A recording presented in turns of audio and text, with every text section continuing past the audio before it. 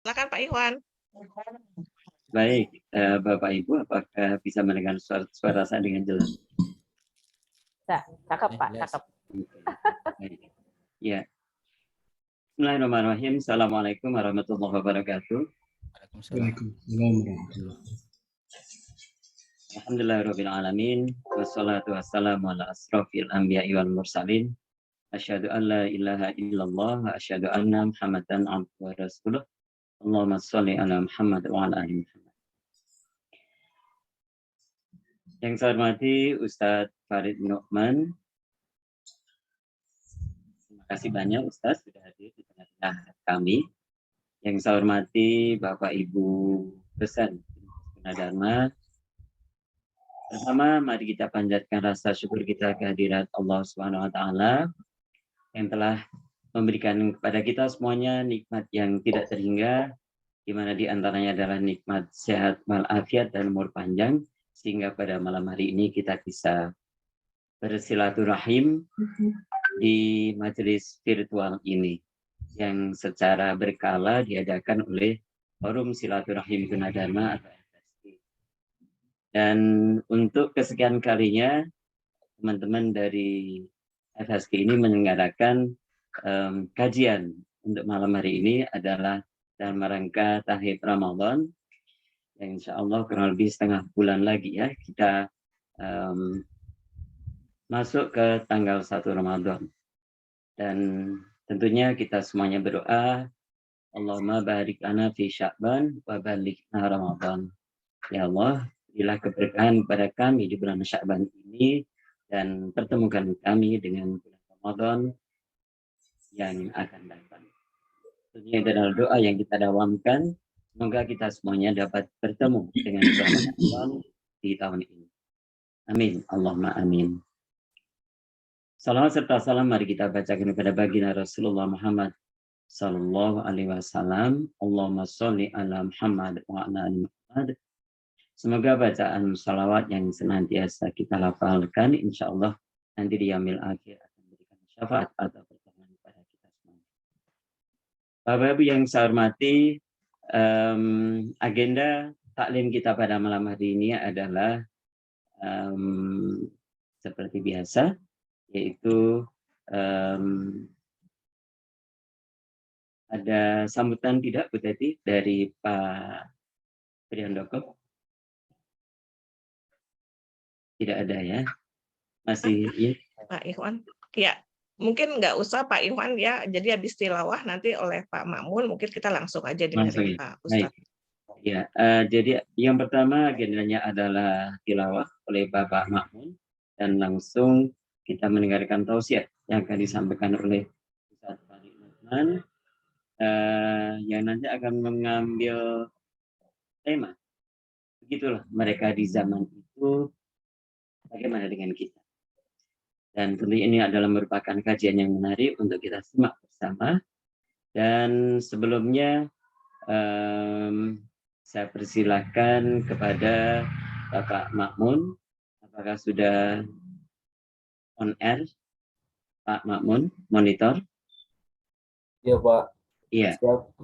Oke, silakan Pak Makmun untuk membacakan Al-Quranul Karim. Assalamualaikum warahmatullahi wabarakatuh. Waalaikumsalam warahmatullahi wabarakatuh. أعوذ بالله من الشيطان الرجيم. بسم الله الرحمن الرحيم.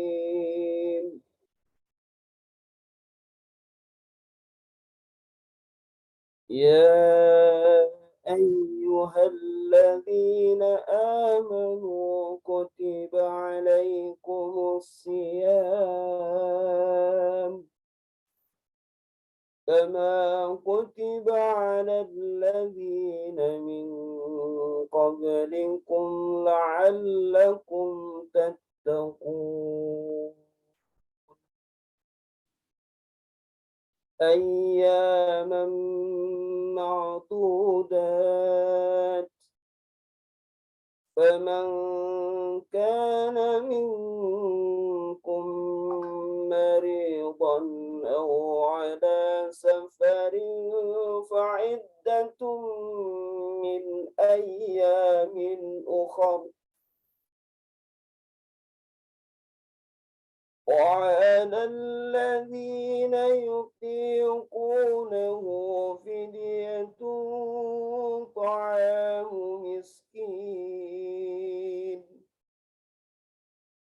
فمن تطوع خيرا فهو خير له وأن تصوموا خير لكم إن كنتم تعلمون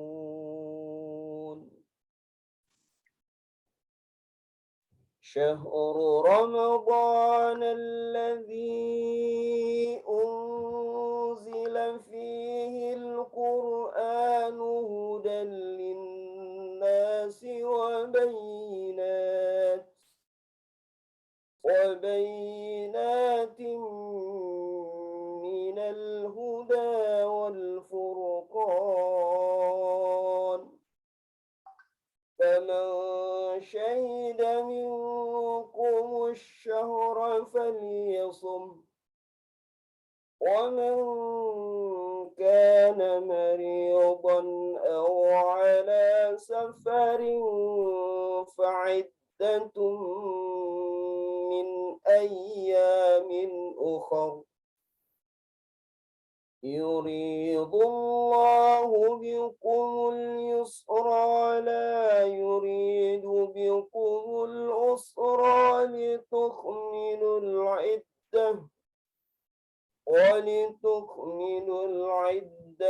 ولتكبروا الله على ما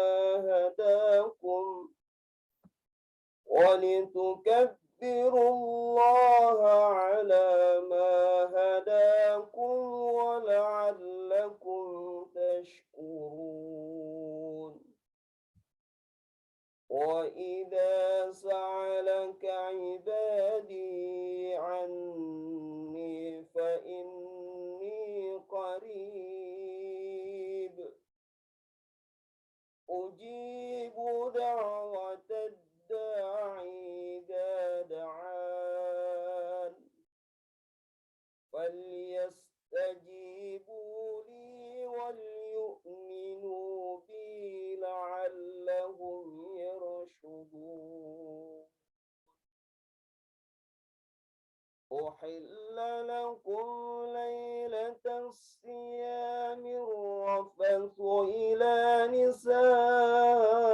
نسائكم هن لباس لكم وأنتم لباس لهن علم الله أنكم كنتم تختانون أنفسكم فتاب عليكم وعفى عنكم فالآن باشروهن وابتغوا ما كتب الله لكم وكلوا واشربوا حتى يتبين لكم الخيط الأبيض من الخيط الأسود من الفجر ثم أتموا الصيام إلى الليل ولا تباشروهن وأنتم عاكفون في المساجد تلك حدود الله فلا تقربوها كذلك يبين الله آياته للناس لعلهم يتقون صدق الله العظيم السلام عليكم ورحمة الله وبركاته. Waalaikumsalam warahmatullahi wabarakatuh. Terima kasih kepada Ustaz Ma'mun yang sudah membacakan surah Al-Baqarah dari ayat 183 hingga selesai tadi. Bapak Ibu yang saya hormati, Ustaz Farid Nu'man, sebelum kita mendengarkan bersama tausiah dari beliau, mari kita luruskan niat Bapak Ibu. Untuk yang pertama adalah tentunya silaturahim, dan yang kedua adalah untuk kita thalabul ilmi. Semoga acara malam hari ini berjalan dengan lancar. Mari kita buka bersama dengan bacaan basmalah. Bismillahirrahmanirrahim. Semoga Allah memberikan hidayah kepada kita semuanya dan memberikan kita kesehatan.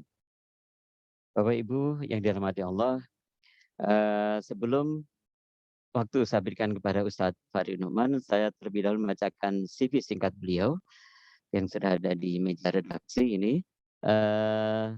Nama beliau adalah Ustadz Farid Nu'man Hasan. Beliau tinggal di Jati Jajar Garden Residen, Tapos, Depok. Beliau dikaruniai 5 putra dan 1 istri. Pendidikan beliau adalah dari S1 Sastra Arab UI dan S2-nya dari Universitas Islam Asy'ariyah. Beliau saat ini merupakan konsultan syariah di beberapa lembaga, di antaranya adalah tanyasyariah.com, Depok tanyasyariah.com, alfahmu.id, Syariah Consulting Center, dan pengurus PP Al-Irsyad Al-Islamiyah. Beliau sangat produktif, buku-buku yang beliau tulis diantaranya adalah Bunga Rampai Politik Islam, Syarah Hadis Arba'in, Fikih Praktis Sehari-hari, kemudian Fikih Musibah, Fikih Perempuan Kontemporer, Ramadan Bersama Salaf, dan Fikih Pendidikan Anak, dan lain-lainnya. Baik, Bapak yang saya hormati, mari kita bersama menyimak tausiah dari Ustadz Farid Nu'man. Kepada Ustadz Farid Nu'man, saya persilakan. Tafadhol Ustadz. Baik, jazakumullah khairan Pak Ikhwan Suyudi. Bismillah, alhamdulillah. Wassalatu wassalamu ala Rasulillah wa ala alihi wa sahbihi wa man walah wa la haula wa la quwwata illa billah, amma ba'd. Wahaikum jami'an bitahiyatil Islam. Assalamualaikum warahmatullahi wabarakatuh. Waalaikumsalam warahmatullahi wabarakatuh. Bapak Ibu sekalian yang dimuliakan Allah, a'azanallah wa iyyakum jami'an. Alhamdulillah, pada malam hari ini kita berkumpul dalam rangka mengkaji ayat-ayat Allah dan sunnah Rasulullah Sallallahu Alaihi Wasallam. Dan memang sudah seharusnya bagi seorang muslim dan muslimah kita mempelajari agama kita sebagaimana dorongan dari Rasulullah Sallallahu Alaihi Wasallam. Man salaka tariqan yaltamisu fihi ilma sahalallahu lahu bihi tariqan ilal jannah. Siapa yang menempuh perjalanan dalam rangka mempelajari ilmu, maka Allah akan mudahkan jalan baginya surga. Syekh Abdul Aziz At-Tarifi mengatakan bahwa zaman ini ketika begitu kecil dunia nampaknya, maka makna dari salaka tariqan, menempuh jalan dengan berbagai macam fasilitas, itu bisa dimaknai menggunakan fasilitas apapun. Tidak selalu bermakna berjalan dalam arti harfiah atau dengan kendaraan, tapi dengan berbagai macam media atau prasarana yang kita gunakan dalam rangka mencapai ilmu, maka itu bagian dari man salaka tariqan yaltamisu fihi ilma. Nah, semoga apa yang kita lakukan pada malam hari ini, walaupun kita tidak berkumpul di majelis tempat yang sama, tapi kita berkumpul di semangat yang sama, di link yang sama, semoga hal ini tetap tidak tergantikan nilainya sebagai jalan memudahkan bagi kita ke surganya Allah Subhanahu wa Ta'ala. Bapak Ibu sekalian, mungkin saya minta dijadikan co-host, ada yang ingin saya share. Ya, kita akan bahas tentang bagaimana persiapan seorang muslim merujuk kepada generasi awal Islam. Karena mereka sebaik-baiknya generasi, sudah selayaknya bagi muslim dan muslimah mencoba menduplikasi apa yang mereka lakukan, walaupun kita yakin mungkin kita nggak bisa sampai sebagaimana mereka 100%. Bahkan jangan-jangan 50% pun juga sulit bagi kita. Tapi paling tidak kita mengingat sebuah kaidah dalam fikih yang berbunyi ma la yudraku kullu la yutraku kullu. Jika yang sempurna, yang ideal tidak bisa kita lakukan, tidak bisa kita wujudkan, maka seadanya aja, semampu yang bisa kita lakukan, janganlah ditinggalkan.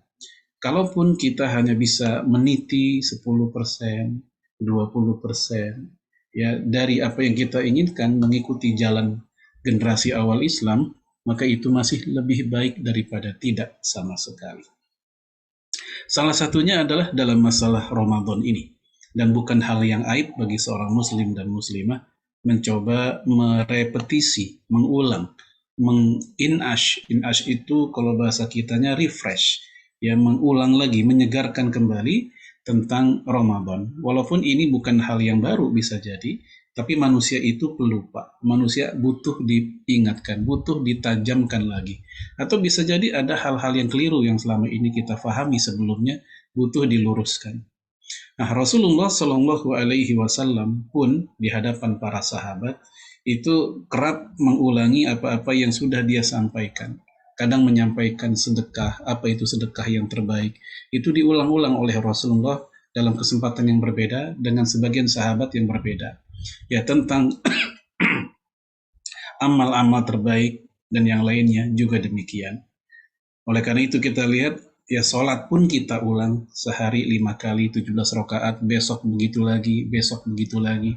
Zikir yang kita lakukan juga kita ulang-ulang. Maka tema-tema seperti ini ya bukan hal yang aib atau noda bagi kita untuk mengulangnya. Baik, Bapak Ibu sekalian, kita awali dengan bagaimana sambutan Rasulullah Shallallahu Alaihi Wasallam di hadapan para sahabatnya tentang Ramadan. Ya, kita lihat sebuah hadis dan kita akan bahas coba per frase kalimat yang ada dalam hadis ini. Ya, Rasul bersabda, "Atakum Ramadan syahrun mubarak." Datang kepada kalian bulan Ramadan, bulan yang penuh berkah. Baik, kita bahas satu persatu. Atakum Ramadan. Datang kepada kalian bulan Ramadan. Ramadan secara bahasa atau leksikal atau etimologi itu artinya syiddatul har. Panas sekali. Panas banget. Nah, hal ini disebutkan oleh seorang ulama bernama Abul Hasan Al-Mawardi dalam kitab Al-Hawi Al-Kabir. Dia mengatakan wa kana fil jahiliyah yusamma natikun. Dulu di zaman jahiliyah bulan Ramadan dinamakan dengan natikun. Nun, alif, ta, dan kof. Natikun. Yang artinya lelah payah. Lelah payah capek berat. Natikun. Kemudian fayusamma fi ahdil Islam. Lalu kemudian di zaman Islam dinamakan dengan Ramadan makhudun minar ramdha. Yaitu diambil dari kata dasar ar-ramdha. Wahuwa syiddatul har, yang bermakna syiddatul har, panas sekali. Hina furida wafaqa bi syiddatil har. Dahulu ketika turun syariat puasa Ramadan memang bertepatan dengan musim panas. Itulah kenapa di 1 bulan sebelum Ramadan disebut Sya'ban. Sya'ban diambil dari kata tasya'aba yang artinya berpencar-pencar.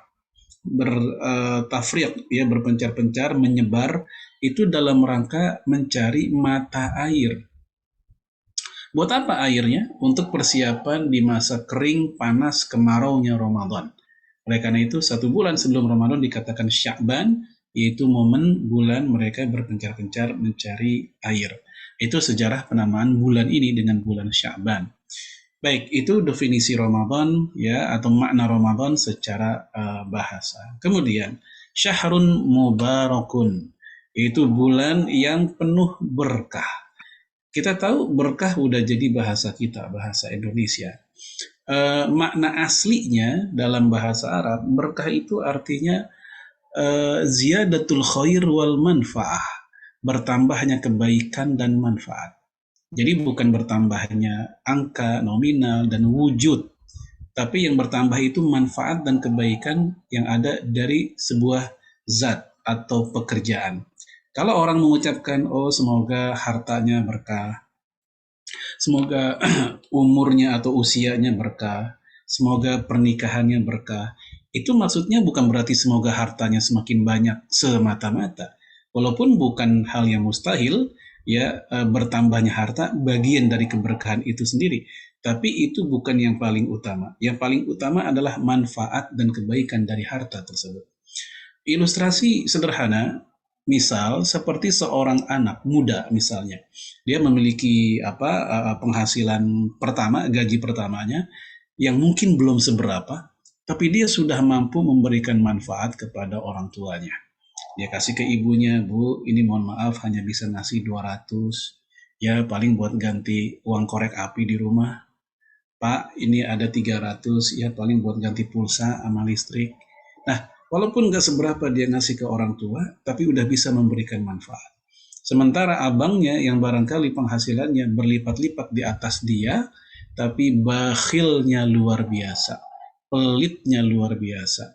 Berarti dia tidak bisa memberikan manfaat dan kebaikan kepada orang lain, bahkan kepada orang terdekatnya, yaitu orang tuanya. Nah, dari sisi ini kita lihat yang lebih berkah dari harta kedua orang ini adalah harta yang adiknya tadi. Bukan karena dia lebih banyak, tapi mampu memberikan manfaat. Inilah yang namanya berkah. Baik, itu konteksnya umum. Adapun kaitannya berkah dalam Ramadan adalah ketika Ramadan, orang yang tadinya nggak pernah pengen ke masjid, jadi pengen ke masjid. Boro-boro sholat wajib ya, isya atau subuh. Yang sunnah pun terawih, mereka ingin melakukan juga. Ya walaupun terlepas dari itu terjadi biasanya di hari-hari pertama atau pekan-pekan pertama. Namun tetap itu perlu diapresiasi, tidak kita rendahkan. Ya, kalaupun dia tidak bisa istiqomah, ya mungkin tahun depan dia bisa istiqomah. Kita tidak boleh menutup harapan kebaikan kepada sesama muslim yang sudah ingin jadi orang baik. Lalu kemudian juga ada orang yang barangkali susah atau jarang membuka Al-Quran. Berat. Buka WA 1 jam kuat. Buka Quran 5 menit merasa udah 5 juz. Lama banget. Tapi begitu Ramadan, mungkin dia ada semangat baru ingin lebih dekat lagi. Ketika di luar bulan Ramadan, barangkali dia bakhil, pelit dengan hartanya. Nah, begitu Ramadan, dia ingin dermawan, dan seterusnya. Jadi, ini beberapa contoh aja dari diantara ya tumpukan keberkahan yang ada dalam bulan Ramadan.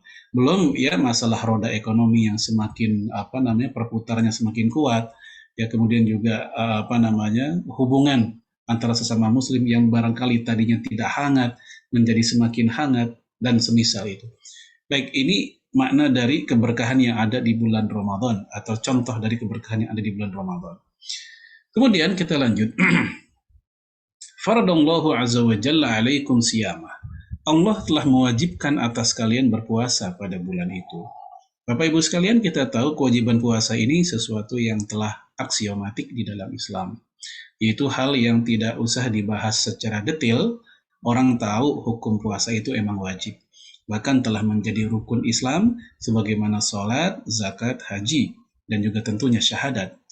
Oleh karena itu tidak pernah kita dengar di lembaga fatwa di dunia manapun, mau di Timur Tengah, mau di Eropa, Asia, atau manapun, ada lembaga fatwa yang mengeluarkan fatwa tentang wajibnya puasa Ramadan. Tidak. Kenapa? Karena orang sudah tahu. Dari orang kecil sampai dewasa, orang pedalaman hingga orang kota, orang awam hingga orang cendekianya, semua udah paham. Sehingga wajar para ahli fikih, ya para ahli hukum Islam. Saya ambil contoh seperti Sayyid Sabiq rahimahullah dalam kitab Fiqh Sunnah. Ya beliau mengatakan, ya anna munkirahu murtadun kufrun anil Islam. Bahwa orang yang mengingkari kewajiban puasa Ramadan, dia telah teranulir keislamannya. Karena dia telah mengingkari rukun Islam. Tentu ini bukan hanya Ramadan saja. Mengingkari rukun Islam yang lain juga demikian konsekuensinya. Lalu kemudian, apakah puasa Ramadan ini yang di hadis ini menggunakan kata alaikum, atas kalian, kewajiban atas kalian? Apakah pernah juga Ramadan diwajibkan kepada selain kita, selain umat Islam? Tadi waktu baca Quran, ya Pak Ma'mun membaca surat Al-Baqarah 183, yang juga sangat familiar ketika di bulan Ramadan. Nah, khususnya pada kalimat yang berbunyi ya kama kutiba alal ladzina min qablikum. Bahwasanya Ramadan ini, puasa ini pernah diwajibkan sebagaimana kepada orang-orang sebelum kalian.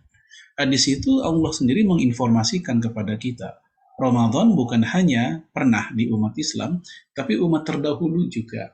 Siapakah mereka?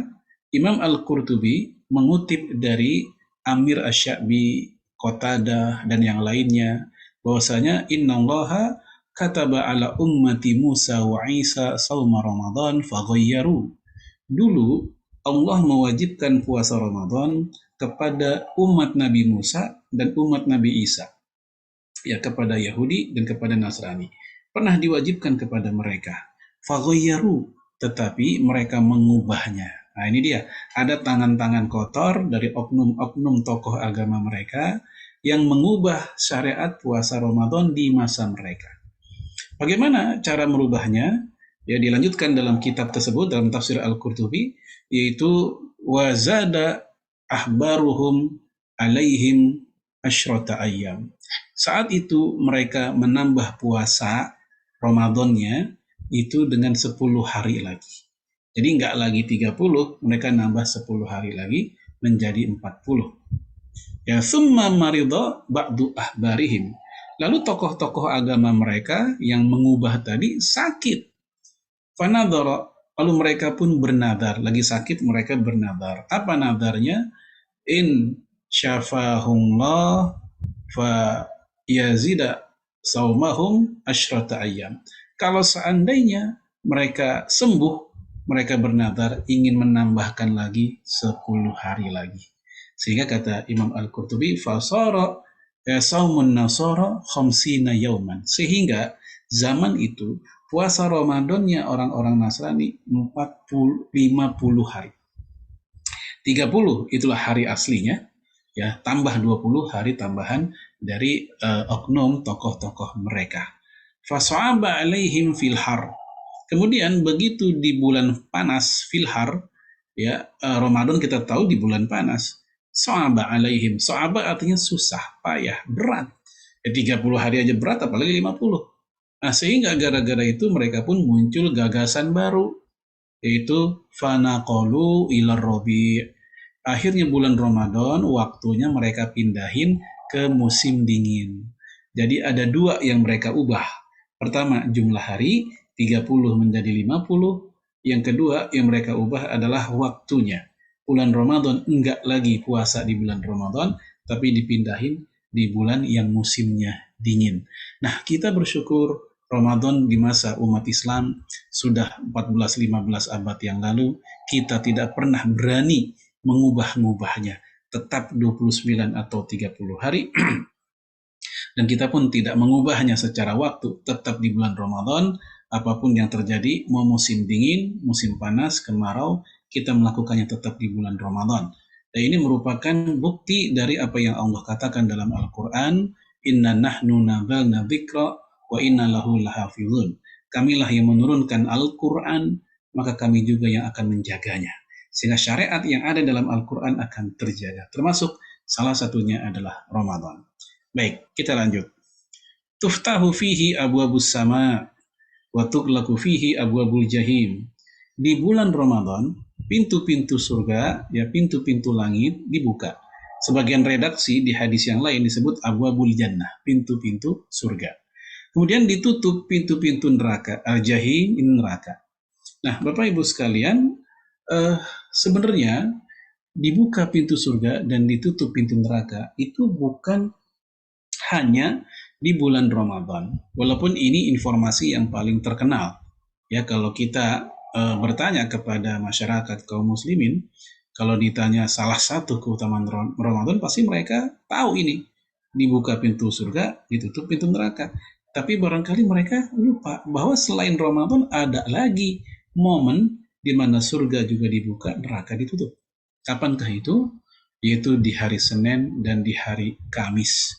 Hal ini diterangkan dalam hadis yang lain, yang juga hadis sahih, authentic text, yang diriwayatkan oleh Imam Muslim. Ya, bahkan Senin dan Kamis itu bukan hanya hari dibuka pintu surga dan ditutup pintu neraka, yurfa'u fihi a'malul ibad, kata Nabi. Di hari Senin dan Kamis diangkat amal-amal manusia. Rekapitulasi amal kita, baik amal soleh dan amal salah, itu dicatat, direkapnya, diangkatnya di hari Senin dan Kamis. Itu yang pekanan. Kalau yang tahunan di bulan ini, di bulan Sya'ban. Lalu juga bukan hanya itu. Kalau kita tambahkan lagi, ya Rasul mengatakan dalam hadis Sahih Muslim pula, ketika dia ditanya, kenapa berpuasa di hari Senin? Rasul menjawab, yauma wulidtu fihi, itulah hari aku dilahirkan. Wa yauma yunzilu alayya, dan hari di mana aku mendapatkan wahyu pertama. Iqra, surat Al-Alaq, turunnya hari Senin. Bahkan Aisyah juga bercerita ketika Rasul wafatnya Rasul juga di hari Senin. Sehingga Bapak Ibu sekalian, kita pun nggak usah ikut-ikutan sebagaimana orang luar yang mengatakan I don't like Monday, aku nggak suka hari Senin. Ya, kita tegaskan I like Monday, kita suka dengan Senin. Kenapa? Karena Senin di dalamnya terdapat kumpulan keistimewaan yang disampaikan oleh Rasulullah Shallallahu Alaihi Wasallam. Baik, kita lanjut lagi. Wa tughallu fihi maradatus syayatin. Kemudian di bulan puasa, di bulan Ramadan, tughallu artinya diikat, dibelenggu. Maradatus syayatin, marodah artinya pembangkangan, kejahatan. Syayatin jamak plural dari setan. Jadi yang diikat itu bukan jasad setannya, walaupun hal yang mudah bagi Allah untuk seperti itu. Tapi yang diikat adalah kejahatan syaitan. Oleh karena itu sebagian ahli tafsir, termasuk ulama tafsir awal abad 20, mungkin di antara Bapak Ibu pernah dengar, yaitu Syekh Rashid Ridha, dan juga mujaddid dari Mesir yang bernama Syekh Muhammad Abduh. Mereka berdua menyebut dalam tafsir Al-Manar bahwa syaitan itu lebih tepat bukan sosok, tapi watak. Yaitu ketika Allah katakan dalam Quran, yuwaswisu fi sudurin nas minal jinnati wan nas. Ya, setan itu bikin was-was di dalam dada manusia, baik setan dalam wujud jin dan wujud manusia. Maka bagi mereka ayat ini menunjukkan setan itu ada di manusia dan ada dalam wujud jin, artinya karakter jahat. Karakter jahat dari mereka itulah yang disebut dengan syaitan. Ini pandangan sebagian ahli tafsir seperti itu. Nah, sehingga ketika disebut setan terikat itu tidak bermakna harfiah atau zohiriyah tekstual, yang gambarannya kalau orang-orang kebanyakan itu kalau dengar hadis tentang setan diikat, setan dirantai, kebayang dah tuh lagi rame-rame mereka diborgol diikat begitu, kayak orang lagi diikat. Salah satu mufti Mesir, Syekh Atiyah Sokr namanya, tahun 90-an, beliau menjelaskan dalam kitab Fatwa Al-Azhar, kumpulan fatwa-fatwa Al-Azhar. Ya, kata beliau, kenapa disebut setan terikat?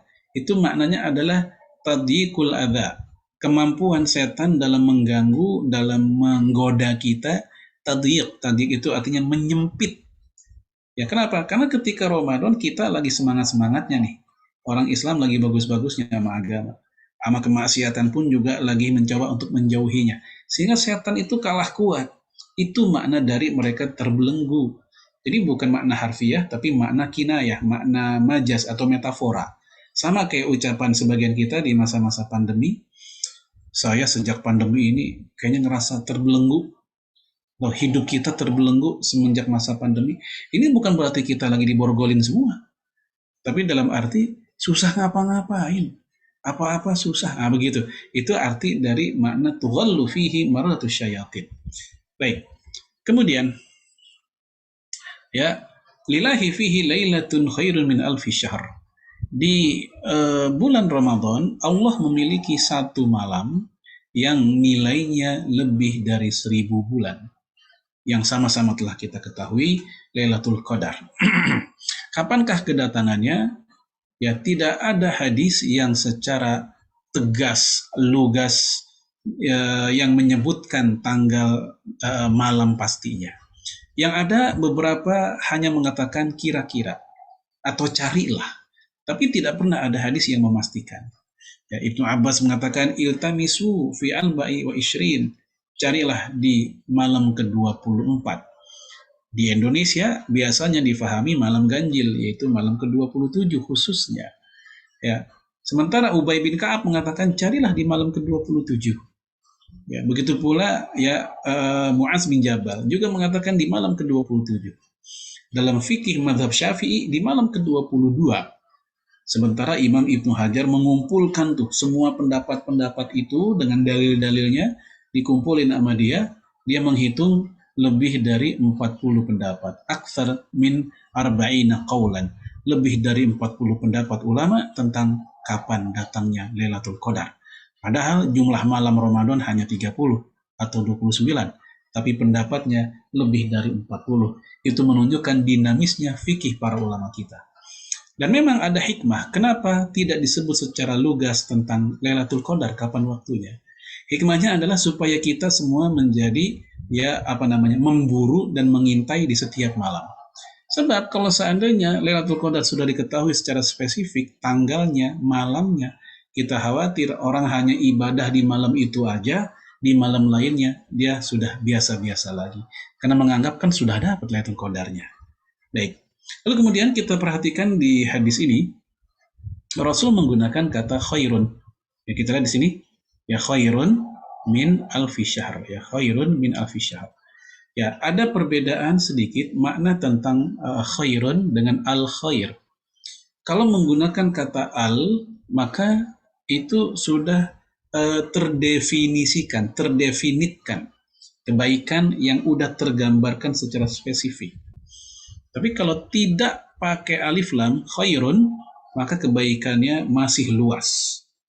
Ya, sama kalau kita menggunakan bahasa Inggris antara the book dengan a book. The book, bukunya udah spesifik.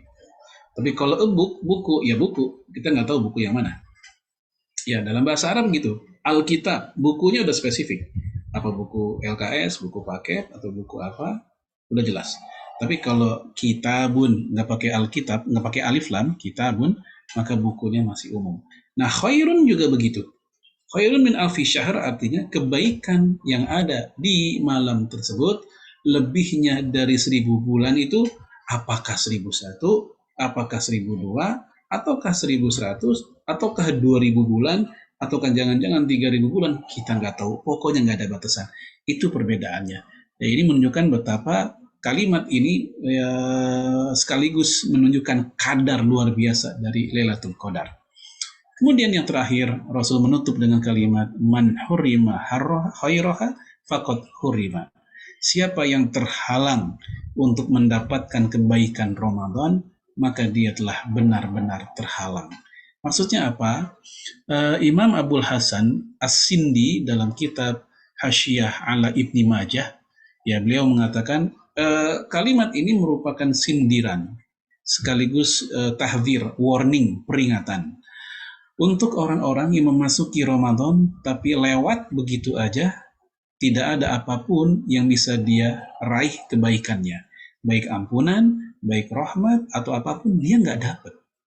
Bisa karena faktor memang dia tidak merasa perlu untuk menyambut Ramadan, ya walaupun dia ngakunya Muslim, tapi biasa aja tuh sama Ramadan. Tidak ada hal yang berbeda antara Ramadan dengan yang lainnya. Tidak ada rasa-rasa apapun dalam kehidupan pribadi dia atau keluarganya barangkali. Sehingga lewat begitu aja. Atau ada orang yang menyambut. Ya, dia menyambut Ramadan, tapi sayang. Dia menyambut Ramadan dengan cara yang tidak membuat spiritualitas terbangun. Tidak membuat menambah kesolehan dan keimanan. Hanya sekedar dekorasi, festivalisasi, dan rutinitas saja. Mohon maaf, seperti kebanyakan acara buka puasa bersama. Boleh-boleh saja sebagai sarana ketemu dengan saudara, menjalin silaturahim yang terputus, dan seterusnya. Tapi ketika acara ini malah membuat jadinya enggak sholat taraweh. Masih bagus enggak taraweh doang, sholat sunnah. Ini sampai enggak sholat isya. Malah bisa jadi juga ada yang menyetarakan antara buka puasa dengan standing party ala pesta-pesta. Bedanya adalah itu dalam rangka buka puasa, itu aja bedanya. Tapi dalam implementasinya sama aja. Sehingga sakralnya buka puasa bersama, di mana buka puasa itu momen yang paling bagus buat berdoa, hilang. Inilah yang kita khawatir, barangkali kita pernah melewati hal-hal seperti itu yang kemudian Rasul katakan man hurima khairaha faqad hurima. Siapa yang terhalang mendapatkan kebaikannya, dia benar-benar terhalang. Ya, mungkin sebagian ibu-ibu yang pernah buka-buka marketplace itu kadang kan ada yang namanya flash sale. Ya, momen di mana harga barang itu benar-benar kortingnya gede-gedean. Bukan lagi 10%. Kadang misalnya kayak HP yang harganya 2 jutaan, ketika program flash sale ada ya mungkin cuma 200-300 ribu. Dan flash sale itu paling hanya 2 jam. Apa yang terjadi? Diserbu oleh konsumen. Orang berlomba-lomba untuk dapat. Nah, ibaratnya Ramadan itu flash sale ini. Ya, karena sedang melimpah ruah ampunan, rahmat dan seterusnya tadi. Nah, waktunya adalah 30 hari atau 29 hari. Harusnya umat Islam itu berlomba-lomba, rebutan begitu. Tapi ternyata biasa saja. Nah, inilah yang dimaksud atau yang kita khawatir masuk dalam kategori man hurima khairaha faqad hurima. Orang yang terhalang dari kebaikannya, dia benar-benar nggak dapat kebaikannya. Baik, ini di sambutan pertama dari hadis Nabi Shallallahu Alaihi Wasallam. Nah, kita mencoba melihat hadis Nabi yang lain yang juga membicarakan tentang Ramadan. Saat itu Rasulullah alaihi salatu wassalam sedang ada di mimbar dan dia pun membaca amin, amin, amin. Lalu para sahabat Nabi penasaran, ada apa itu? Amin 3 kali kenapa? Sehingga mereka ada yang bertanya, qila lahu ya Rasulullah, ma kunta tasna'u hadza? Wahai Rasul, apa yang membuatmu berkata seperti itu? Ya kalau bahasa orang Depok, ngapa tadi emang amin mulu 3 kali, kan begitu. Nah, apa jawaban Rasul? Qala li Jibril, tadi malaikat Jibril bilang kepadaku. Apa kata malaikat Jibril? Yang pertama, rogima anfu abdin, celakalah seorang hamba yang adroka abawai au ahadahuma lam yudkhilhul jannah. Celakalah seorang manusia, seorang anak manusia, seorang hamba yang dia masih hidup ada orang tuanya, ya dua-duanya atau salah satunya. Ternyata keberadaan kedua orang tuanya itu tidak menjadi sarana buat si anak ini untuk masuk surga bagi si anak tersebut. Dengan kata lain, dia tidak memanfaatkannya untuk berbakti kepada kedua orang tuanya. Ya, orang tuanya ya dibiarkan saja, tidak dijadikan sarana ladang amal soleh balas bakti kepada mereka. Walaupun kita yakin gak mungkin terbalas, tapi ternyata anak ini biasa saja. Bahkan mungkin mereka saling melemparkan tanggung jawab satu sama lain kepada saudaranya.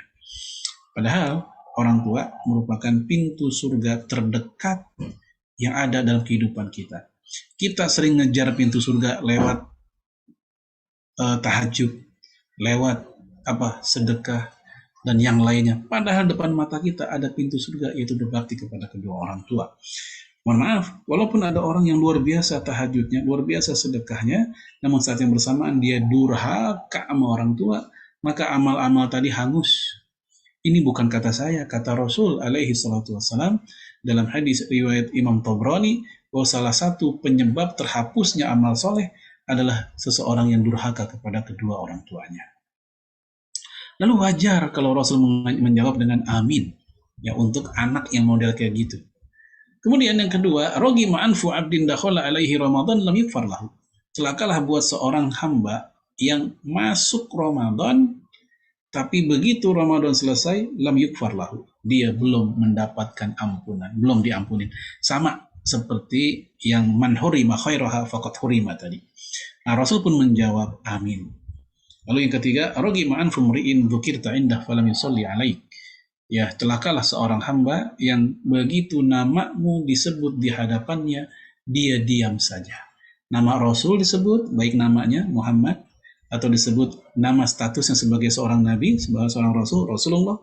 Ya, harusnya kita melanjutkan dengan Sallallahu Alaihi Wasallam atau alaihi salatu wassalam, tapi dia diam saja tidak berselawat. Kata malaikat Jibril, celakalah dia. Nabi menjawab, amin. Dalam hadis yang lain, Nabi mengatakan al-bakhil alladzi man zukirtu indah falam yusalli alayya. Orang bakhil, orang pelit adalah orang yang ketika nama Nabi Muhammad disebut di hadapannya namun dia diam saja. Bakhil, pelit di sini bukan pelit kepada Rasul. Rasul seandainya 1,7 miliar umat Islam hari ini enggak selawat, Rasul tidak rugi. Posisinya sebagai penghulu para nabi tidak pernah berkurang atau turun. Posisinya sebagai kekasih Allah juga enggak pernah berubah. Lalu buat siapa itu kerugiannya? Buat kita sendiri. Sebab kalau kita enggak berselawat, kita telah menyia-nyiakan kesempatan untuk mendapatkan 10 selawat dari Allah buat kita. Suruh angkat senjata juga. Hal ini disebutkan oleh hadis Imam Abu Daud ketika Rasul mengatakan, ya man shalla alayya salatan wahidah sallallahu biha asyrah. Siapa yang selawat kepadaku 1 kali aja, maka Allah akan berselawat kepada dia 10 kali. Maka tadi wajar dikatakan itu orang bakhil, rugi, dia pelit, itu pelit kepada dirinya sendiri, bukan kepada Rasulullah. Dia menyanyiakan 10 selawat Allah buat dia. Apa artinya Allah berselawat kepada manusia? Ubay bin Ka'ab, sahabat Nabi, ya dikutip oleh Imam Bukhari, menjelaskan arti Allah berselawat kepada manusia dalam konteks tadi, yaitu Allah menurunkan rahmatnya dan ampunan kepada orang yang berselawat kepada Rasulullah alaihi salatu wassalam. Baik, ini jamaah sekalian 2 hadis sahih yang kerap dipakai atau disampaikan ya oleh para ulama kita sebagai sambutan Rasulullah alaihi salatu wassalam kepada umatnya dalam hal Ramadan. Sebagai intermezzo, tambahan saja, sering kita dapat di medsos, di WA atau yang lainnya, ada hadis palsu, ada riwayat dusta, riwayat palsu, mengatasnamakan Rasulullah yang dibikin oleh orang nggak bertanggung jawab dengan membuat mirip dengan hadis sebelumnya, hadis yang tadi, yaitu Rasul menjawab amin 3 kali. Ternyata ya kata malaikat Jibril, ya Allah tolong abaikan puasa umat Muhammad apabila sebelum memasuki Ramadan dia tidak melakukan hal berikut. Pertama, enggak maaf-maafan sama orang tua, enggak maaf-maafan sama suami atau istri, dan enggak maaf-maafan dengan orang sekitar. Lalu kemudian setelah ini biasanya di broadcast itu ada tulisan mohon maaf lahir dan batin sebelum Ramadan. Sebenarnya baik-baik saja, silakan saja maaf-maafan, itu waktunya mutlak, umum, nggak terikat oleh momen tertentu. Kita mau maaf-maafan di Ramadan, di Syawal, Zulqa'dah, Zulhijjah, Muharram, di bulan lain, silahkan. Yang jadi masalah adalah ketika mendalilkannya lewat hadis palsu seperti ini, yang mengatasnamakan Rasul, mengatasnamakan riwayat Abu Hurairah, katanya riwayat Imam Ibnu Huzaimah, dan seterusnya, padahal tidak ada setitik pun mereka yang mengatakan seperti ini. Dan ini sangat bahaya karena sesuatu yang bukan dari agama seakan-akan berasal dari agama. Ya, secara khusus Rasul mengatakan man kadzdzaba alayya muta'ammidan falyatabawwa maq'aduhu minan nar. Siapa yang sengaja berbohong atas namaku, maka disediakan baginya kursi di neraka. Hadis Bukhari Muslim. Saya berbohong atas nama rektor, saya berbohong atas nama dekan, saya berbohong atas nama tetangga RT RW. Itu aja udah dosa karena fitnah. Apalagi bohong atas nama Rasul. Rasul nggak pernah ngomong kayak gitu. Tapi kita bilang begitulah kata Nabi. Padahal enggak. Ini berbohong atas nama Rasulullah alaihi salatu wassalam. Baik, sekarang kita ambil contoh bagaimana kaum salaf. Salaf itu terdahulu artinya, ya mutaqaddim, orang-orang terdahulu. Maksudnya zaman sahabat Nabi, ya kemudian zaman setelah sahabat Nabi, istilahnya zaman tabi'in. Kemudian zaman setelah tabi'in, itu tabi'ut tabi'in. Nah itulah yang diistilahkan dengan zaman salaf itu mereka-mereka itu. Nah bagaimana mereka dalam menyambut Ramadan? Ya kita lihat Mu'alli bin Al-Fadl menceritakan kanu yad'una Allah sittata ashhur ayyablughum syahr Ramadan. Dulu mereka berdoa kepada Allah 6 bulan lamanya sittata ashhur. Apa doanya? Itu supaya mereka sampai ke bulan Ramadan. Supaya umur mereka ya ketemu sama Ramadan. Kapan mereka doanya? 6 bulan sebelumnya. Kalau Ramadan tahun ini masuknya di April awal-awal, maka mereka udah minta kepada Allah supaya ketemu Ramadan di kira-kira bulan September. Nah kita aja bulan September belum kepikiran Ramadan, masih kepikiran kapan pandemi kelar begitu. Tapi mereka udah mikirin Ramadan 6 bulan sebelumnya.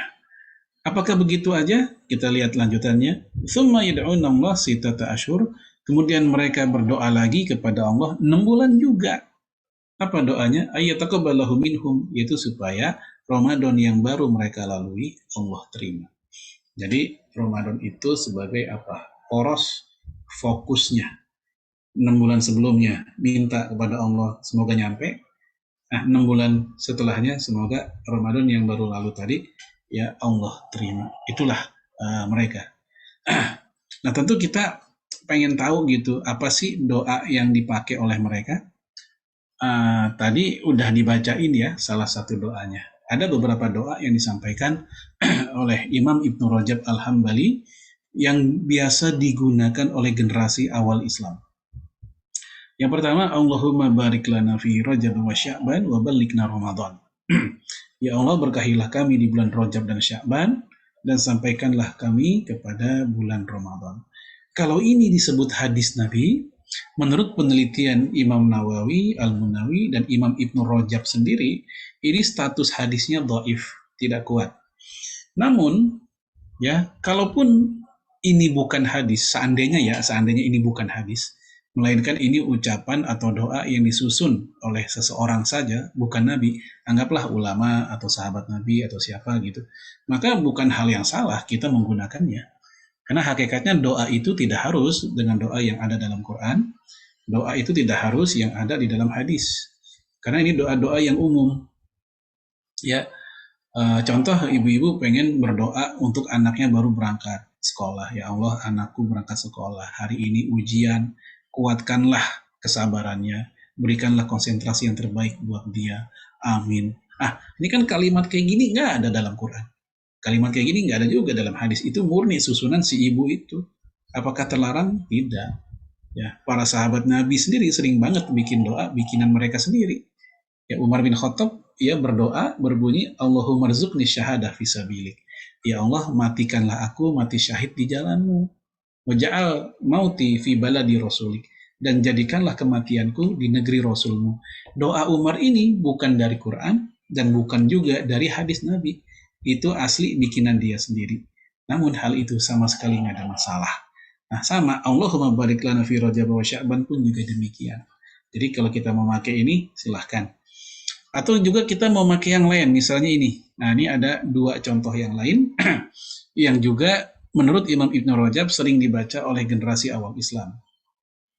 Allahumma sallimni ila Ramadan wa sallim li Ramadan wa tusallimuhu minni mutaqabbala. Ya Allah, selamatkanlah aku hingga sampai di bulan Ramadan dan sampaikanlah Ramadan bagiku dan terimalah ibadahku dengan penuh kerelaan. Nah, yang ketiga pun sama ya, secara kalimat agak mirip dengan ini dan secara terjemahan pun juga nggak jauh beda. Allahumma sallim li Ramadan wa sallim lahu wa sallimhu minni mutaqabbala. Boleh nggak sih doa-doa yang lain? Nggak ada masalah. Yang penting itu doa baik-baik aja, bagus-bagus aja. Kalau mau pakai doa dalam Quran dan dalam hadis pun itu lebih utama. Itu namanya doa ma'thur. Itu doa yang berasal dari Quran dan hadis. Adapun doa bikinan sendiri, kalimat sendiri yang bukan dalam Quran dan hadis, itu namanya doa ghairu ma'thur. Ya, baik. Lalu kita juga mau tahu apa sih amalan gacoan, amalan andalan utama kaum salaf. Secara umum mereka banyak. Tapi di antara itu semua ada 2 yang paling mencolok seperti yang diceritakan oleh Imam Ibnu Syihab Az-Zuhri. Ibnu Syihab Az-Zuhri ini seorang ulama yang hidup di generasi tabi'in, dia berjumpa dengan para sahabat Nabi. Nah, ketika dia ditanya oleh murid-muridnya apa perilaku para sahabat Nabi, dia pun menjawab, innama huwa tilawatul Qur'an wa it'amut ta'am. Sesungguhnya mereka membaca Al-Quran dan memberikan makan. Baik, kita bahas ini dulu, membaca Quran. Masing-masing kita saya yakin punya kondisi yang berbeda dalam hal interaksi dengan Quran. Barangkali di antara kita ada yang sudah lancar, bahkan mungkin ada yang sudah pada taraf menghafal, bukan hanya lancar. Ada juga di antara kita yang bisa baca Quran walaupun masalah tajwid dia masih PR gitu.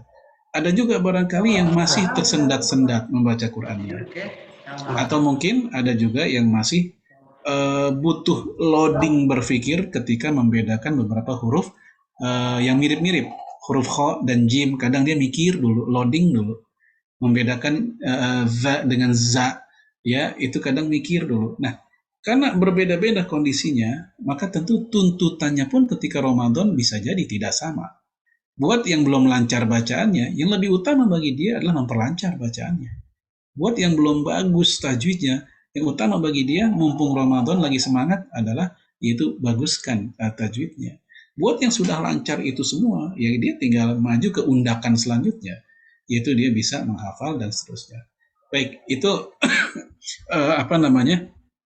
sikap kita ketika kita berinteraksi dengan Quran, karena memang syahrul Ramadan alladzi unzila fihil Quran.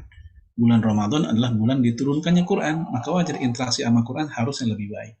Ya, karena umur kita udah nggak lagi muda, ya barangkali usia kita sudah rata-rata di atas 30, 40, 50, ya sementara jatah hidup kita jelas berkurang, walaupun angka umur bertambah, tapi jatah hidup yang jelas berkurang.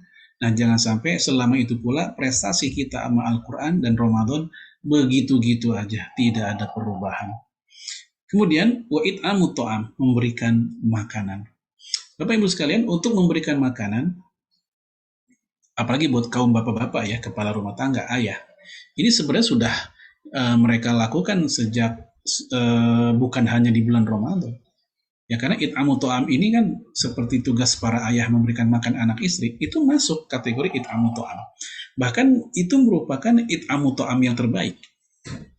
Ya, sebagaimana dalam hadis Imam Muslim ketika Rasul ditanya, ayyus shadaqati afdal, sedekah apakah yang paling the best, yang paling utama? Rasul menjawab, ya, dinarun anfaqtahu lil fuqara, dinarun anfaqtahu lil raqabah, dinarun anfaqtahu lil mujahidin, wa dinarun anfaqtahu li ahlik, a'zam indallah dinarun anfaqtahu li ahlik. Uang yang kamu sedekahin, yang kamu infakin buat, pertama, fakir miskin, fuqara, kedua, pembebasan budak, raqabah, ketiga, lil mujahidin, buat mujahidin, yang keempat, yang kamu kasih untuk ahlik, keluargamu, anak istri, a'zam indallah anfaqtahu li ahlik, lebih besar pahalanya di sisi Allah yang kamu kasih ke istri dan anak. Ya, nah ini hadis simpen baik-baik, hafal baik-baik, termasuk buat ibu-ibu bawa pulang nih hadis, tunjukin ke suaminya, nih ya, infak sedekah ke anak istri lebih besar pahalanya dibanding yang lain. Bukan kata saya bang, kata Nabi dalam hadis sahih Imam Muslim. Baik, kita mau tahu kenapa kayak begitu? Bukankah infak ke mujahidin keren banget? Bukankah infak ke anak yatim, fakir miskin, dan seluruh itu kan luar biasa? Karena sehebat apapun kita memberi bantuan ke orang yang sedang berjihad, ke fakir miskin, tetap itu hukumnya sunnah pada awalnya. Kalaupun kita nggak ngasih, masih ada donatur lain yang ngasih. Tapi kalau ke anak dan istri, dia wajib. Nggak pernah kewajibannya berubah jadi sunnah. Dan dia fardu ain buat seorang suami, bukan fardu kifayah. Dan nggak mungkin diserahkan ke orang lain. Kalau bukan si suami, siapa lagi yang ngasih? Maka wajar ketika beradu antara kewajiban dengan sunnah, termasuk sedekah, maka jelas yang lebih utama adalah yang wajib. Nah, untuk kaitannya dengan Ramadan, it'amu ta'am ini seperti misalnya memberi bukaan puasa. Oh, itu luar biasa. Ya, pertama, momennya Ramadan. Dalam hadis Tirmidzi, Rasul ditanya, ayyus shadaqati afdal, sedekah apakah yang paling utama? Nabi menjawab secara momen, as-shadaqah fi Ramadan, sedekah di bulan Ramadan. Nah, kita ngasih bukan puasa di bulan Ramadan, kita niatin sedekah. Yang kedua, ngasih buka puasa sendiri, itu ada hadis tersendiri yang menstimulus. Man fattara sha'ima, ya siapa yang memberikan bukaan puasa kepada orang yang berbuka, yang berpuasa itu, kana lahu mislu ajrin fa'ilihi min ghairi an yanqusa ujurihim syai'. Ya, dia akan mendapatkan ganjaran yang sama dengan orang yang berpuasa itu tanpa mengurangi pahala mereka. Padahal kita nggak ngasih banyak sih. Kita ngasih hanya misal ya, cuma 50.000, itu pun dalam bentuk langsung jadi yang dus tuh, minuman gelas yang sedus yang isinya 48 gelas itu. Dan 48 gelas ini ternyata alhamdulillah diminum oleh 48 orang yang berpuasa. Kita dapat pahala 48 orang dengan modal 50.000 rupiah. Udah gitu ya kita kasih air lagi. Loh, ada apa dengan air? Karena air ini dalam hadis yang lain, dalam hadis Ubadah bin Samit, sahabat Nabi, dalam riwayat Imam Ahmad bin Hanbal dalam kitab Musnad Ahmad bin Hanbal, Ubadah bin Samit bertanya, "Ya Rasulullah, inna ummi matat, afa atasadaqu anha?" Ya Rasul, ibu saya udah meninggal. Boleh nggak saya kalau sedekah atas nama ibu saya? Sedekah atas nama, kalau di kita ya, atas nama ibu kita, bapak kita misalnya. Apa jawaban Rasul? Tasodak anha, silahkan kamu sedekah atas nama ibumu. Dia nanya lagi, terus kalau sedekah pakai apa yang terbaik? Sedekah apa gitu? Nabi pun menjawab, sakiyul ma, ngasih air. Ngasih air itu yang terbaik. Air apa? Air minum bisa, atau air yang sehari-hari dipakai sama orang. Nah, yang kita kasih tadi air juga. Walaupun ini jangan sampai disalahpahami, ya, khawatir acara buka puasa bersama di masjid isinya air semua, nggak ada makanannya begitu. Tapi yang jelas ini menunjukkan betapa luar biasa di masa-masa itu it'amu to'am memiliki nilai yang luar biasa, kumpulan kebaikan yang kita lakukan di Ramadan. Taib. Sekarang kita mau tahu bagaimana kondisi mereka, ulama terdahulu atau generasi awal Islam, ya, interaksinya terhadap Quran. Kalau kita baca ini kok kayak dongeng, tapi nyata dalam arti secara jalur periwayatan sahih gitu. Imam Abu Hanifah, ya, beliau diceritakan oleh Ali bin Zaid As-Saidani, ya, bahwasanya khatama Abu Hanifah Al-Quran fi syahri Ramadan sitina khatmah. Abu Hanifah menyelesaikan baca Quran 60 kali khatam 1 bulan Ramadan. Khatmatun bil lail wa khatmatun bin nahar. 1 kali khatam di malam hari, 1 khatam di siang hari. 60, sehari 2 kali. Kita jauh ya. Paling tadi sudah bilang di awal kan, walaupun kita hanya bisa 10%, 5%, ya itu masih lebih baik daripada tidak sama sekali. Yang kedua, Imam Malik bin Anas. Ya, beliau diceritakan oleh murid terdekatnya Ibnu Abdul Hakam, karena Malik idza dakhala Ramadan yafiru min qiraatil hadis. Dulu Imam Malik kalau masuk di bulan Ramadan, dia meliburkan dulu majelis hadisnya. Ya, dan wa mujallasati ahli ilmi, dan duduk bersama para ulama di majelisnya, muzakaroh, diskusi dengan para ulama, dia pun libur dulu. Ya, mungkin Bapak Ibu tahu ya, kalau di kampung-kampung kita tuh pengajian tawakuf istilahnya, libur tawakuf. Apa tujuan liburnya Imam Malik? Yuqbalu ala tilawatil Quran minal mushaf. Nah, dia dalam rangka konsentrasi dengan Quran. Jadi bukan libur pengajian untuk konsentrasi dengan biji ketapang kembang goyang putri salju aman nastar, ya, atau tiket pulang kampung, atau pulang kampung mau pakai apa, atau mikir entah THR atau ada, enggak. Tapi dia liburkan pengajian itu untuk konsentrasi dengan Al-Quran. Mungkin kita bingung begini, kok lain ya sama zaman sekarang? Zaman dulu malah kok pengajian malah libur, konsentrasi sama Quran. Kalau zaman sekarang justru taklim, pengajian Ramadan semakin ramai. Habis subuh ada kajian subuh, ya. Duha ada kajian duha. Habis zuhur ada kajian lagi ba'da zuhur. Ntar menjelang maghrib ada pengantar berbuka puasa, ya, barang 10 menit, 15 menit, mau yang panjang juga ada, yang ringkas juga ada. Nanti terawih ada lagi. Jadi sehari dapat 5. Berapa SKS coba itu? Ya, kali 1 bulan, ya mungkin langsung jadi LC dia. Nah, ini kita lihat, ya, luar biasa. Nah, kenapa kok kayak begitu? Karena di zaman Imam Malik yang namanya orang taklim pengajian itu udah lagunya sehari-hari, udah biasa mereka. Ketika Ramadan ingin libur, ingin konsentrasi Quran, itu ya hal yang bukan aneh. Tapi di Indonesia khususnya, ketika Ramadan justru tuh momen orang lagi pengen belajar. Sehingga wajar kalau DKM atau rohis-rohis di kampus-kampus itu memfasilitasi, ya, dengan taklim-taklim itu. Nah, untuk Imam Syafi'i ini juga mirip, ya. Imam Syafi'i juga mirip dengan Abu Hanifah, 60 kali khatam di bulan Ramadan dan 30 khatam di bulan biasa. Tapi ada riwayat dari Imam Nawawi dalam kitab Al-Majmu' Syarah Al-Muhadzab, dan saya mohon maaf belum saya taruh di sini. Itu diceritakan tentang Imam Syafi'i, dia khatam 60 kali bukan hanya di Ramadan, di bulan lain pun juga 60 kali. Nah, Bapak Ibu sekalian, mungkin kita mikir gini, itu gimana sih rahasianya bisa kayak gitu? Imam Ibnul Jauzi yang hidup abad 6 Hijriah saja, yang juga orang dulu kan, abad 6 Hijriah kan orang dulu juga. Sekarang kan kita hidup di abad 15 Hijriah. Nah, dia aja bingung, ini kenapa ulama terdahulu hebat banget. Nah, dia mencoba mempelajari, dia menyimpulkan 3 hal. Yang pertama, ini bisa mereka lakukan karena memang karunia Allah. Ya, fadlullah, karunia Allah, yang Allah kasih kepada hamba-hamba yang Dia kehendaki. Yang kedua, ya, beliau mengutip sebuah pepatah yang terkenal di Indonesia juga pepatahnya. Man jadda wajada. Ya, siapa yang serius dia dapat hasilnya. Nah, yang ketiga, ini yang kayaknya tidak mudah ya. Apa itu? Hafalan mereka ulama terdahulu ini terhadap Al-Qur'an itu semua surat dari Al-Fatihah dari Al-Fatihah sampai An-Nas itu tingkat hafalannya udah seperti Al-Fatihah semua. Kemampuan menghafalnya, lengket di hafalannya udah seolah seperti baca Al-Fatihah semua. Saya yakin kita semua di sini kalau baca Al-Fatihah nggak pakai beban berat kan? Nggak pakai aduh berat banget memanggil database hafalannya susah. Nggak. Al-Fatihah mah gampang. Kita sambil bekerja, sambil nyapu, ngepel, nyuci juga bisa baca Al-Fatihah pokoknya.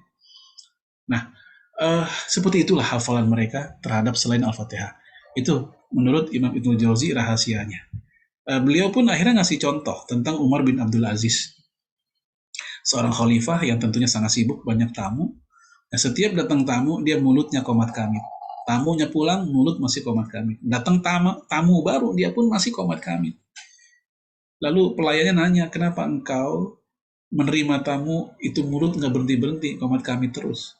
Tamu pergi, berganti tamu baru, masih begitu juga. Dia pun menjawab, karena aku tidak ada waktu khusus buat baca Quran. Kalau nggak begini, kapan lagi aku baca Quran? Jadi akhirnya dia pun mampu membaca Quran sambil ya aktivitas yang nggak mungkin dia hindari karena memang dia seorang kepala negara. Untungnya dia hafal sehingga tahu-taunya bisa khatam dalam waktu setengah hari begitu karena dia bacanya non-stop terus begitu. Baik jemaah sekalian, ini beberapa gambaran tentang ulama terdahulu yang kita bahas tadi di judul begitulah mereka di masa lalu. Bagaimana kita sekarang?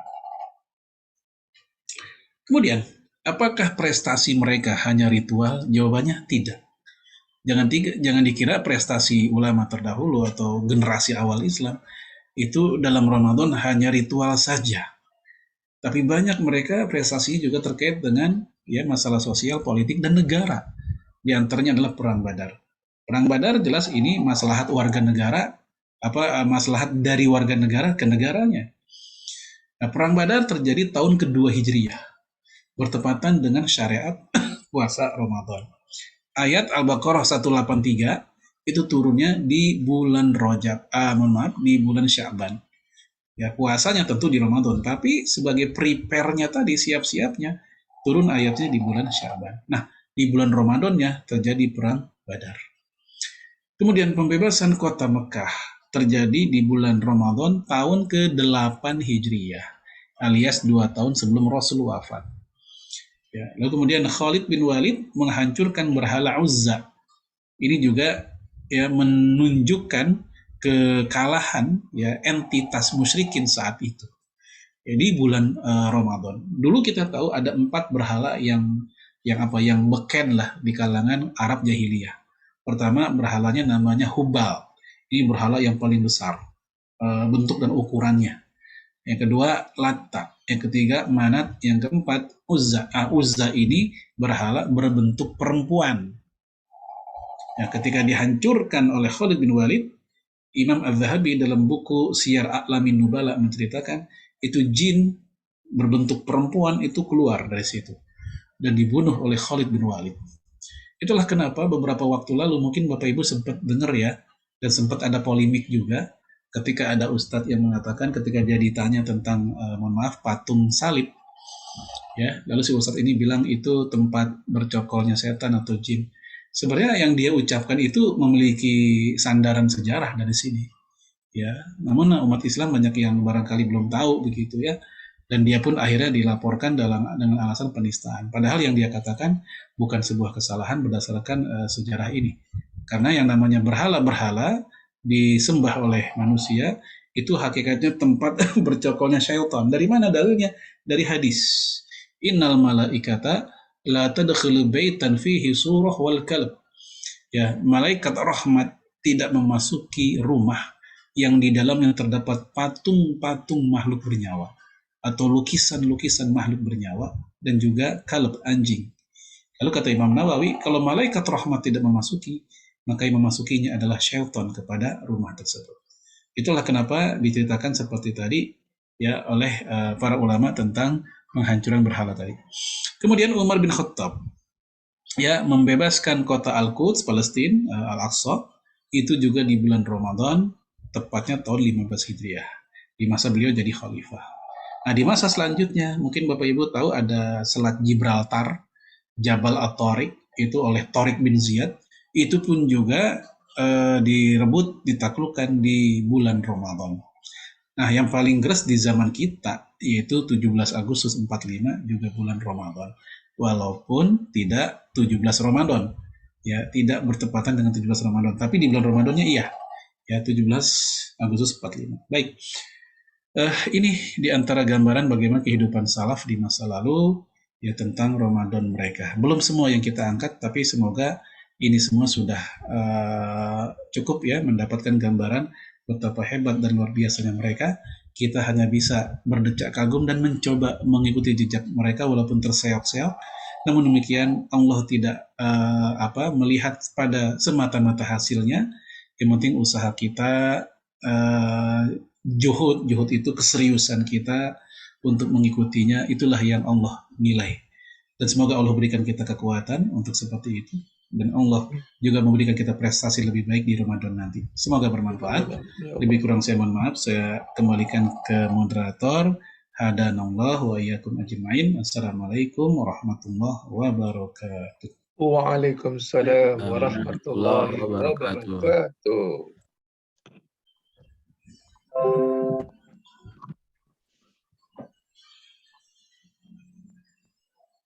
Jazakallah Ustadz Farid Nu'man untuk tausiahnya yang sudah memberikan insight, wawasan kepada kita semuanya mengenai keistimewaan bulan Ramadan dan juga persiapan apa yang akan kita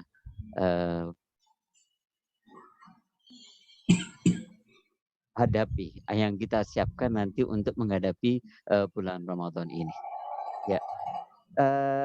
Kepada Bapak Ibu, saya buka sesi tanya jawab ini untuk 3 penanya. Silakan bagi Bapak Ibu yang ingin mengajukan pertanyaan. Boleh raise hand Bapak Ibu langsung live maupun bisa juga melalui chat. Apakah sudah ada penanya?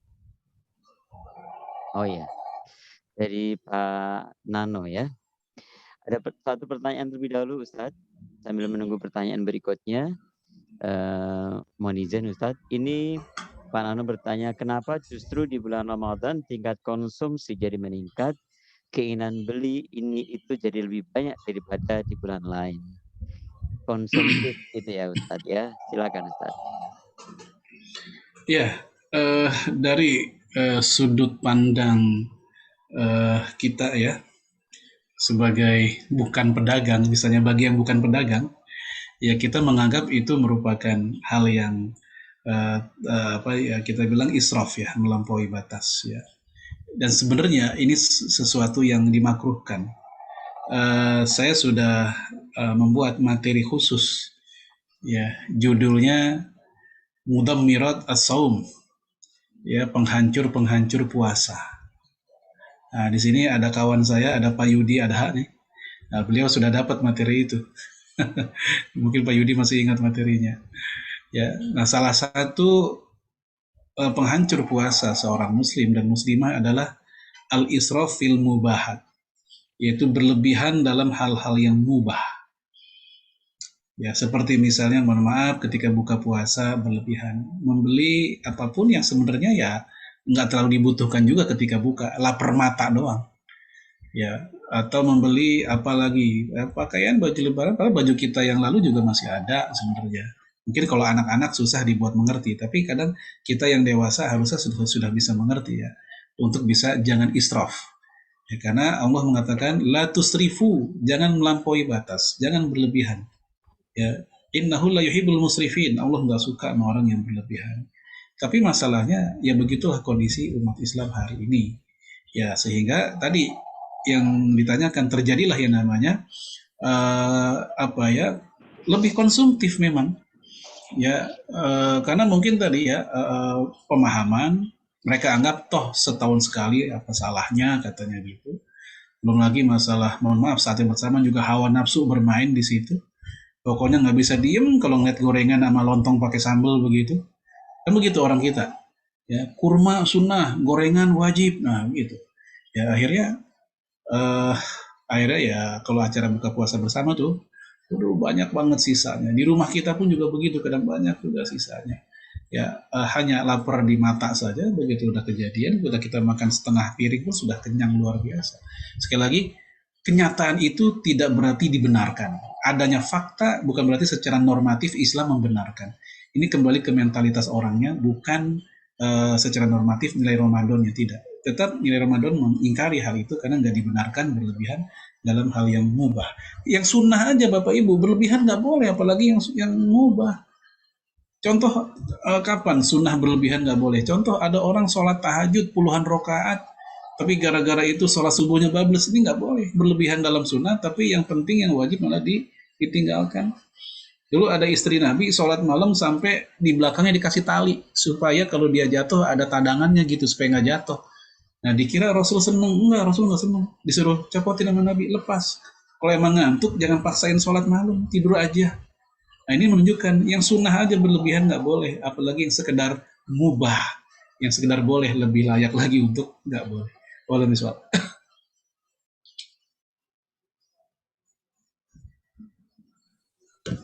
Ya, terima kasih Ustaz. Jadi jangan israf atau jangan melampaui batas. Ya. Berikutnya ada pertanyaan dari Pak Widyo Nugroho ini Ustaz. Menjelang Ramadan tradisi mengunjungi makam marak kembali. Bagaimana pandangan Ustaz? Ziarah gitu ya Ustaz. Ziarah kubur, iya. Ziarah kubur dalam hadis Sahih Muslim, Rasul mengatakan, "Laqad nahitukumuz ziyarah fazuruha." Dulu kata Rasul, ya aku telah larang kalian untuk berziarah kubur dulu. Dulu maksudnya waktu zaman Mekah. Waktu zaman di Mekah Rasul melarang karena kita tahu saat itu masih awal-awal Islam, apa istilahnya, romantisme kejahiliahan masih kuat. Ya. Khawatir mereka ziarah kubur bukannya ziarah tapi niyahah. Niyahah tuh meratap, nampar-nampar pipi, robek pakaian. Dulu begitu model orang Arab dulu begitu. Nah Rasul larang gitu. Nah begitu fasenya fase Madinah, udah cakep imannya, udah bagus akidahnya, Rasul berkata fazuruha. Nah, sekarang silahkan kalian ziarah. Oleh karena itu hukum asal dari ziarah kubur adalah sunnah.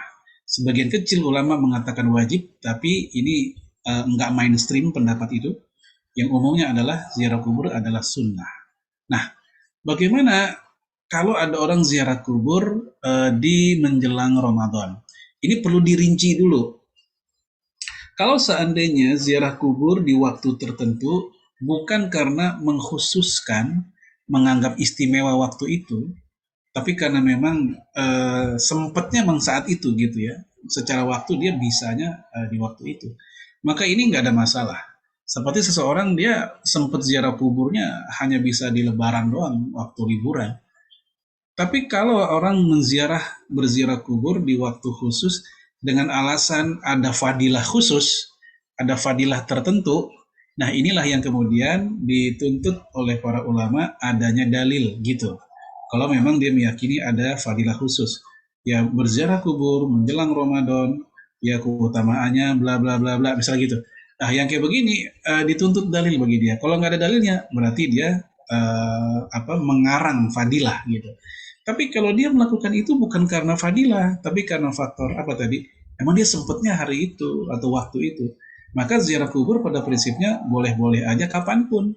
Mau menjelang Ramadan, mau setelah Syawal, mau di bulan sekarang nih waktu-waktu ini, atau kemarin-kemarin di bulan Rajab, atau di bulan Zulhijjah, Dzulqa'dah, kapanpun pada prinsipnya ziarah kubur boleh. Jadi sekali lagi, dirinci dulu, kalau dia melakukannya karena tidak pernah menganggap ada keistimewaan khusus, dianggap tuh biasa aja karena emang dia sempatnya saat itu, ini gak ada masalah. Tapi ketika dianggap itu jadi satu paket yang rigid begitu, yang kalau nggak begitu kayaknya Ramadannya kurang afdol, itu yang tidak boleh karena dia membawa sebuah aktivitas dengan sebuah keyakinan ya tanpa memiliki dasar. Wallahu a'lam. Ya. Jazakallah Ustadz untuk jawabannya. Pak Video, terpuaskan ya Pak Video. Ya, pertanyaan terakhir ini dari Pak Hari Hardianto. Ketika setan belenggu, kenapa masih banyak manusia yang berbuat maksiat di bulan Ramadan ini? Kemudian berlaku buat siapa setan itu dibelenggu? Fadhal Ustaz. Ya. Silakan minum dulu Ustaz, barangkali. Ini lupa nyiapin ini. Oke. Iya, baik. Jadi di dalam diri kita, Bapak Ibu, jangan lupa Rasul bilang dalam hadis Imam Bukhari, inna syaitana yajri fi bani Adam majrad dam. Setan itu mengalir di aliran darah anak Adam. Jadi setan yang inherent dalam aliran darah kita itu masih ada, gitu. Artinya masing-masing kita tetap punya potensi untuk menjadi orang yang lalai, orang yang lupa ketika walaupun di bulan Ramadan. Tadi kita udah bahas di awal, mungkin penanya belum hadir atau apa, bahwa makna setan terikat itu bukan makna harfiah, ya, maknanya adalah kinayah, yaitu terbelenggu dalam artian mereka sempit karena semangat umat Islam lagi tinggi, jadi bukan bermakna diikat secara fisik, ya. Lalu kemudian juga jangan lupa ada ayat yang berbunyi yang sama-sama sudah familiar kita tahu, fa'alhamaha fujuraha wa taqwaha. Allah telah mengilhamkan ke dalam diri manusia potensi menjadi orang yang fujur itu orang jahat, dan potensi menjadi orang bertakwa, dua-duanya ada.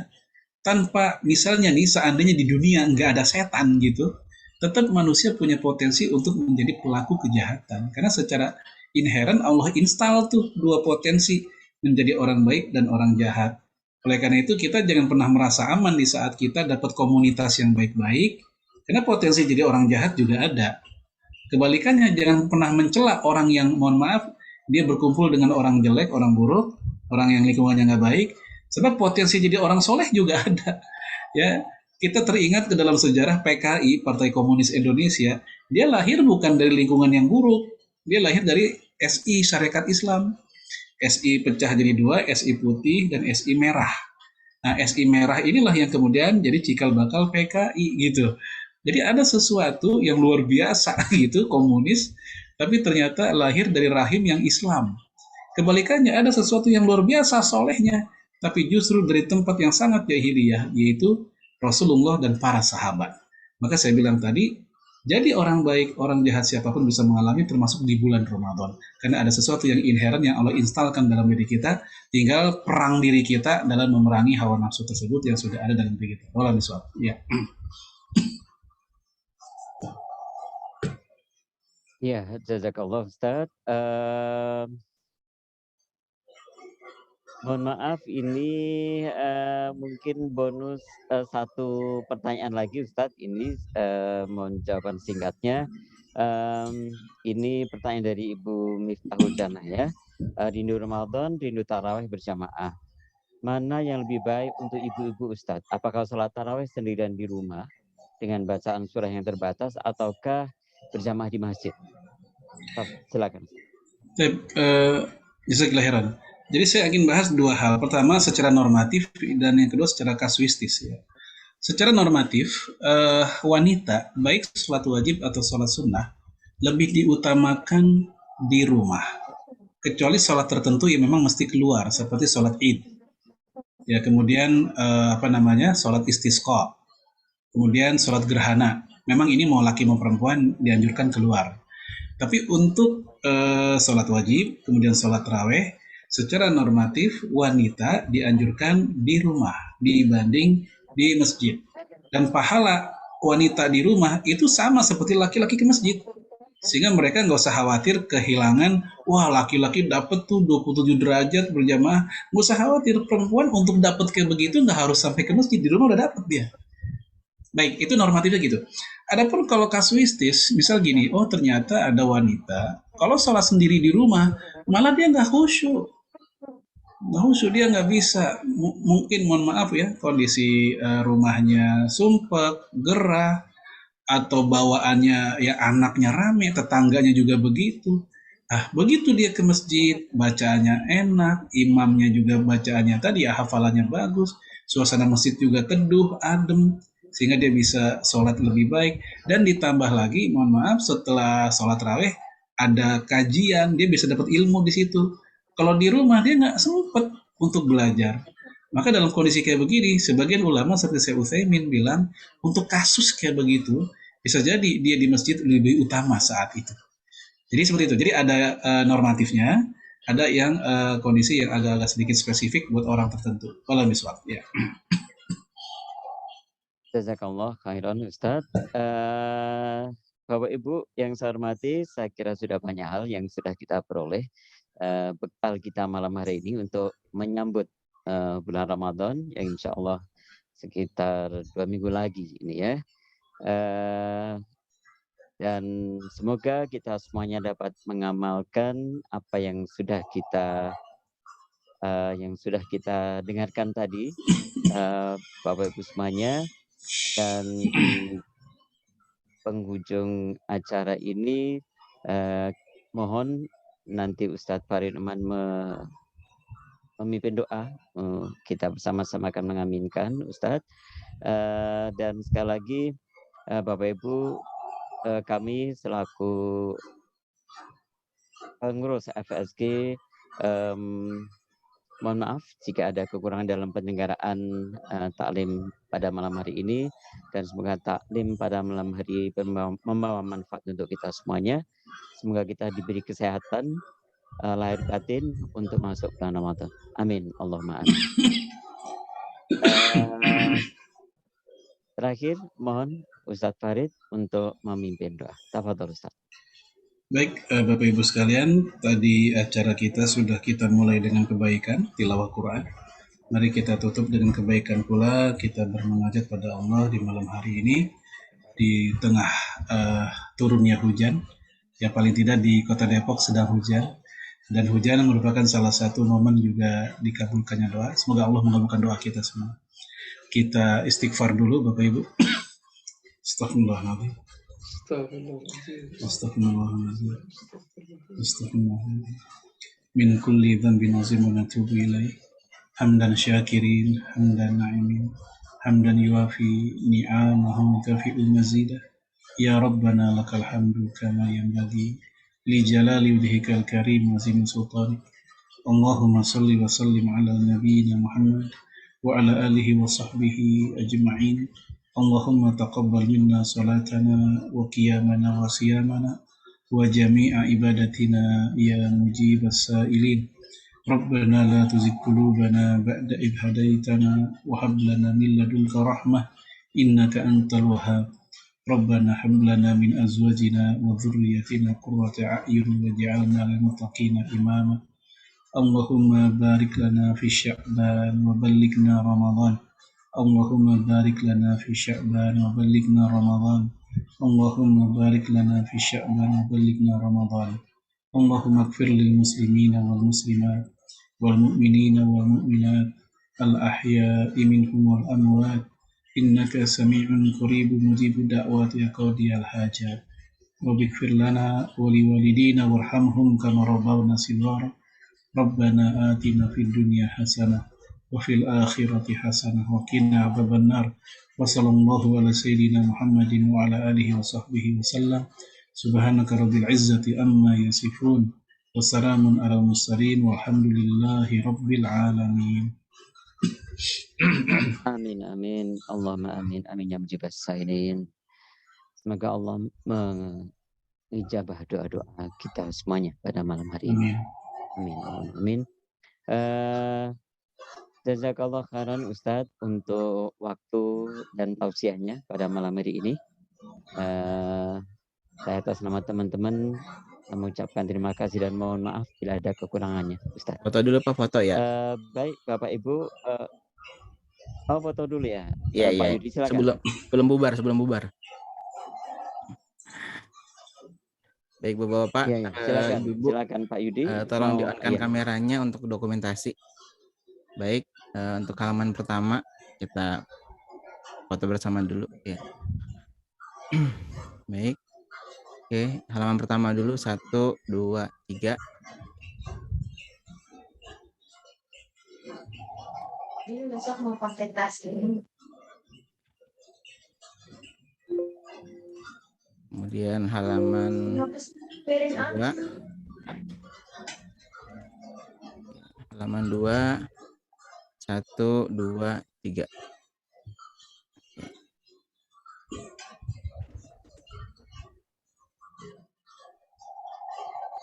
Halaman 3. 1, 2, 3.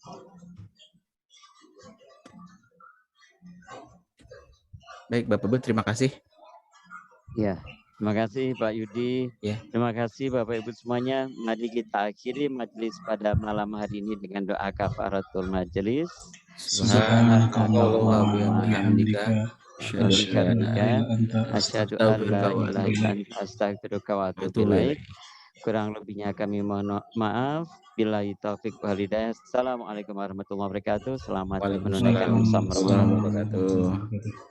Bapak Ibu pamit dulu. Waalaikumsalam. Jazakallahu khair. Assalamualaikum. Ya, terima Waalaikumsalam. kasih Ustaz. Terima kasih Ustaz.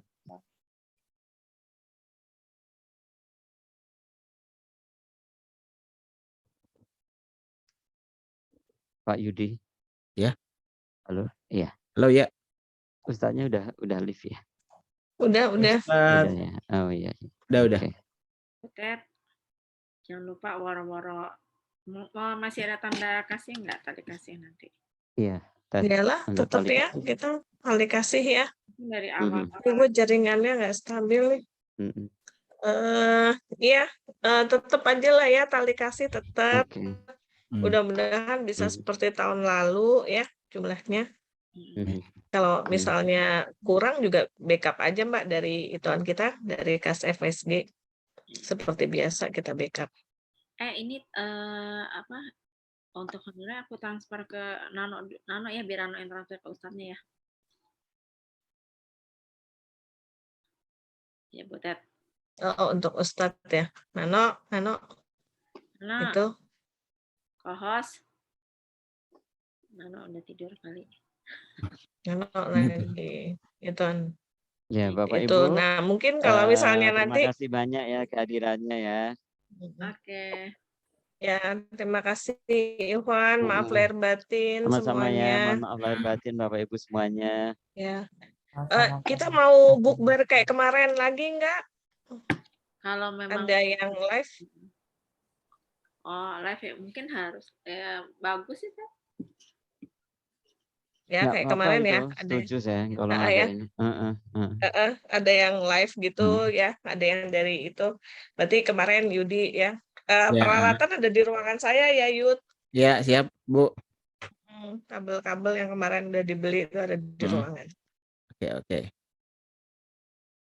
Ya udah nanti coba kita omongin lagi ya di grup ya. Untuk itunya ya. Insyaallah ya bisa jalan lah. Insyaallah. Ya, insyaallah. Ya, Assalamualaikum. Waalaikumsalam. Bapak Ibu semuanya. Ya, terima kasih. Boleh di close Pak Yudi. Ya, baik. Silakan. Ya, pamit. Makasih semuanya.